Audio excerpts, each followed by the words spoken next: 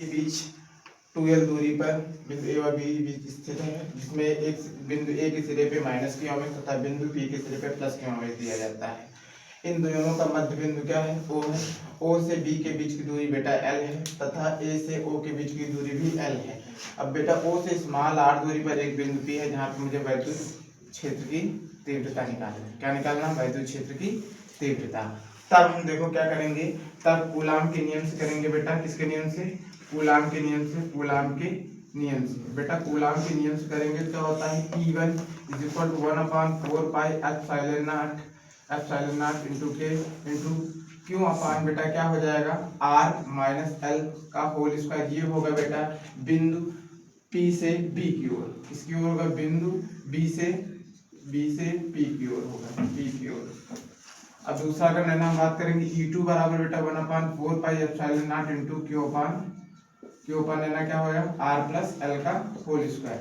ये देखो R plus L यहाँ से, अब ये कहाँ से जाएगा? बिंदु A से लेके किसकी ओर जाएगा? P की ओर, मतलब P से लेके A की ओर, P से A की ओर, बस A की ओर। अब यहाँ से ध्यान देने वाली बात ये है कि यहाँ से देखो, जब परिणामी तीव्रता एक दूसरे के विपरीत जाएंगे तो इनके बीच में क्या चिन्ह निकालने लगेगा? माइनस का।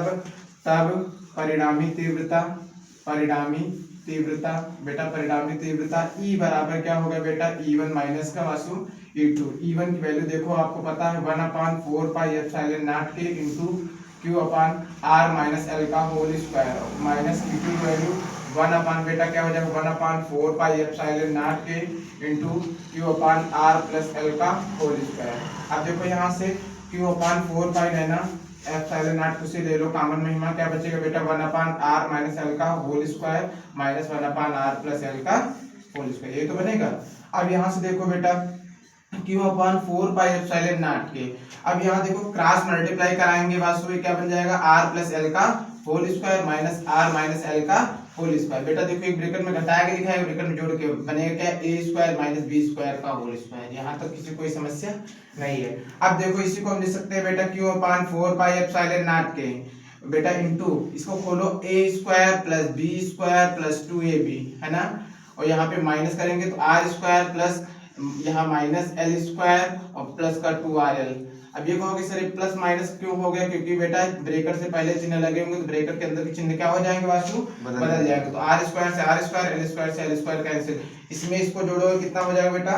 4। तो यहाँ से क्या बनेगा बेटा? Q/4 पाई एप्सिलॉन नॉट के इंटू 4rl अपान, ये बन जाएगा बेटा r square minus L square का होल स्क्वायर। तो यहाँ से E बराबर निकल रहा है, इसको लिखेंगे बेटा, क्या लिखेंगे वासु? ये 1/4 पाई एप्सिलॉन नॉट इनके इंटू 2ql, ये तो बनेगा 2qrl। अपान क्या बचेगा बेटा? r square minus L square का होल स्क्वायर। तो बेटा ये देखो 4 था, 4 को 1 2 इसको दे दिया ना, तो E इज इक्वल टू क्या हो जाएगा?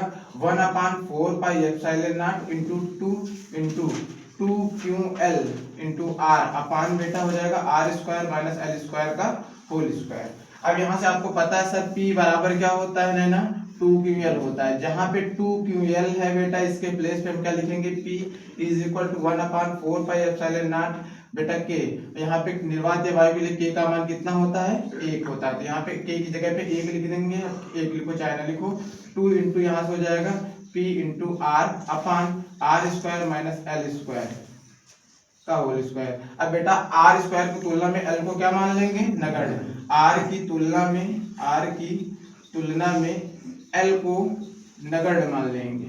नगण्य मान लेने पर तो बेटा E इज इक्वल टू वासु क्या हो जाए बेटा? 1/4 खुशी इंटू 2pr बटे बेटा l स्क्वायर नगण्य होगा तो r की पावर क्या हो जाएगा वासु? 4, क्योंकि r स्क्वायर का स्क्वायर करेंगे तो r की पावर 4।